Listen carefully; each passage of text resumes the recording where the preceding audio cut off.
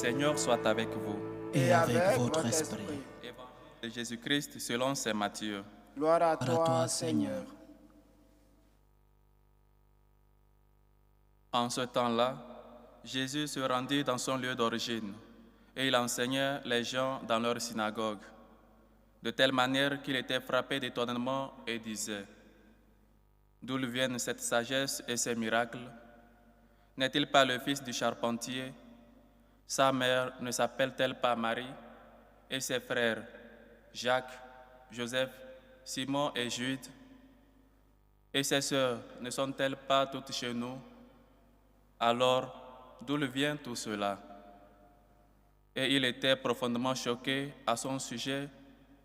Jésus leur dit: un prophète n'est méprisé que dans son pays et dans sa propre maison.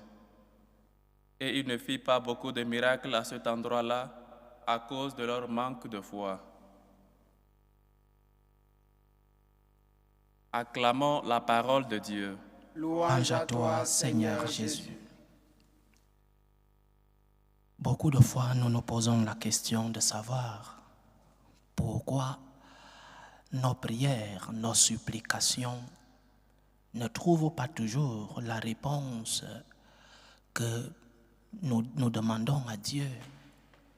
Pourquoi lorsque je demande telle chose au Seigneur, je ne reçois pas la réponse selon ma volonté? Mais pourquoi mes prières, mes supplications semblent ne pas avoir écho dans les oreilles du Seigneur? Parfois, nous prions et nous n'avons pas de réponse, ou alors nous avons la réponse plus tard. Et nous pouvons dire: très tard, Seigneur, très tard. Mais c'est une question qui existe dans nos supplications. Pourquoi? Pourquoi, si j'ai besoin de telle chose maintenant, et que ce Dieu, que je sais qu'il m'aime, mais pourquoi ce Dieu ne me donne pas la réponse de ce que je lui demande maintenant? L'évangile que nous avons écouté aujourd'hui, chers frères et sœurs, finit avec la réponse à cette question que nous nous posons parfois. Et il ne fit pas beaucoup de miracles à cet endroit-là à cause de leur manque de foi.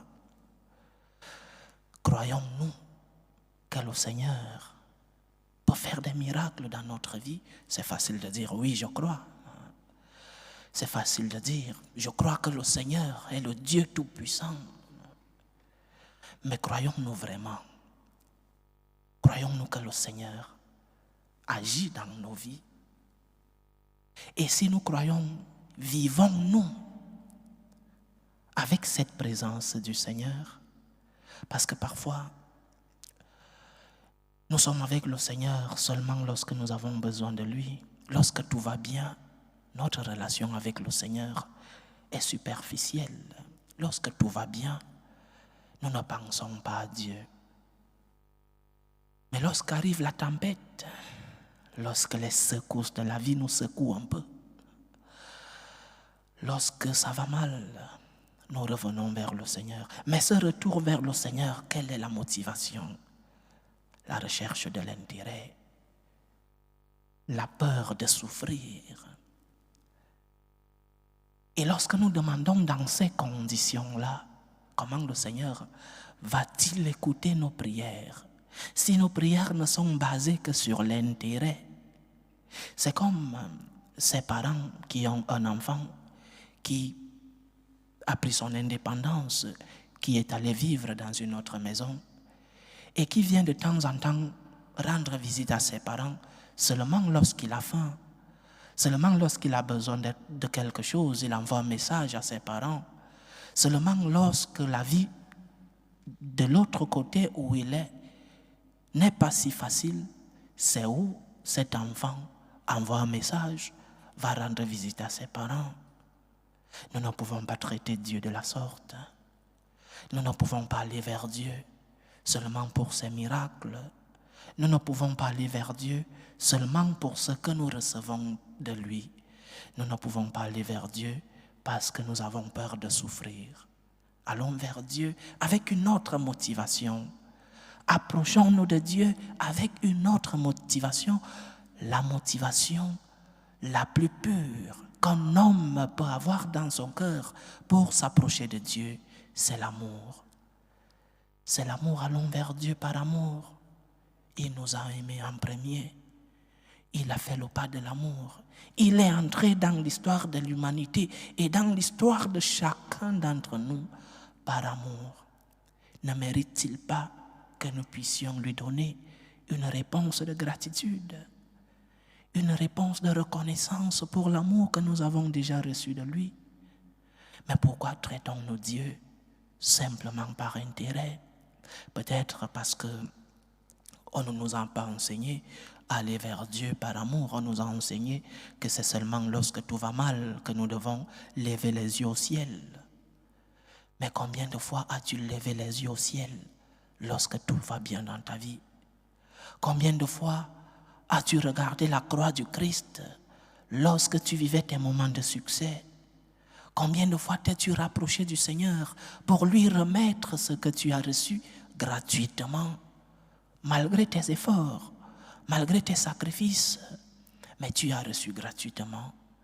Et combien de fois tu es revenu vers le Seigneur pour lui dire un merci par parole, mais aussi un merci comme offrande? Offre ta vie lorsque tout va bien. Ne cherche pas le Seigneur seulement quand ça va mal. Ne cherche pas le Seigneur seulement pour les biens que tu reçois de lui. Cherche le Seigneur par amour. Ce qui doit motiver ta relation avec Dieu, c'est la gratitude. Dieu t'a donné en premier. Et la gratitude, cette réponse, c'est ce retour que nous faisons à Dieu. Parce que tu m'as aimé, Seigneur, j'essaye. Malgré mes faiblesses, malgré mes péchés, ma petitesse, mes misères, j'essaye de te donner la réponse que tu mérites de trouver dans mon cœur. Et il ne fit pas beaucoup de miracles à cet endroit à cause de leur manque de foi. La gratitude développe notre foi. La gratitude accentue notre relation avec Dieu.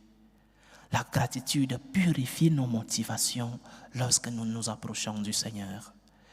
Ne cherchez pas Dieu seulement pour ce que tu reçois de lui, seulement pour les bénéfices.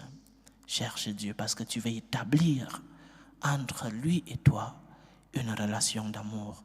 Et Dieu qui t'a déjà comblé de son amour, comme nous avons prié dans nos psaumes, dans ton grand amour, Dieu, ce Dieu-là va te répondre.